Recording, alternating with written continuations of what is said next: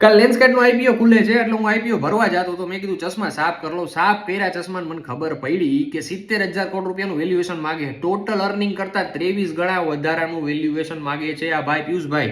અને પૂછવામાં આવે કે કેટલા રૂપિયાનો નફો છાપ્યો છેલ્લા 2 વર્ષમાં, તો કે ભાઈ કાંઈ નથી છાપ્યું. 2 વર્ષમાં નુકસાની કરી અલગ.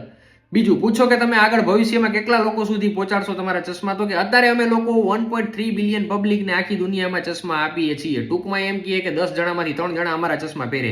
મેં ગૂગલ કરીને ચેક કર્યું તો જોયું દુનિયા આખીમાં 8 બિલિયન તો માણસો હોય, તો 1.3 બિલિયન આના ચશ્મા પહેરે તો એક જણાથી 3 કઈ રીતે મારા વાલા. એના પછી આગળ હું થોડોક વધ્યો અને મેં આ ભાઈને ડાયરેક્ટ એક ઇન્ટરવ્યુમાં એક ભાઈએ પૂછ્યું કે તમે એટલું હાઈ વેલ્યુએશન માગો તો કયા બેઝિસ ઉપર, તો આનો સિમ્પલ એવો જવાબ હતો, તમે મારી ઉપર ભરોસો રાખો, તમારું સારું થઈ જાય. तो एक शार्क टैंक में એવું કીધેલું હતું કે एडवाइस दूंगा कि वो ये वैल्यूएशन और इन्वेस्टमेंट के पीछे ना भागे, वो भागे कुछ ऐसा करने के लिए जो 10 टाइम्स बेटर है.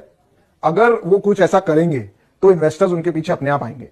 તો જો હવે ઇન્વેસ્ટર રહ્યા એ ભાગીને જાય આવા લોકો પાછળ, તો પછી સસમાની આયરોયાર ખાતા સાફ થઈ જ જવાના.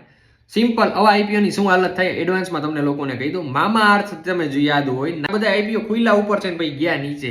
બસ આ હાઈ વેલ્યુએશન ની રમત છે. આવા આઈપીઓમાં હલવાવું ના જોઈ. હું તો અપ્લાય નથી કરવાનો. જો તમે અપ્લાય કરવાના સચેત થઈ જાવ ને મોકલી દો તમારા ભાઈબંધને આ રીલ કે જે ચશ્મા નથી પહેરતો.